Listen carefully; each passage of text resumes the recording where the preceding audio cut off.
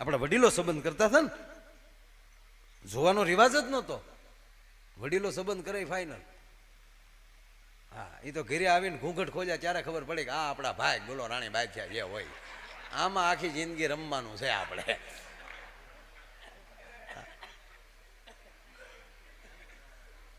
પણ એક કહું, વડીલોએ સંબંધ જોયા એનો એક પણ છૂટાછેડાનો કેસ નથી બન્યો.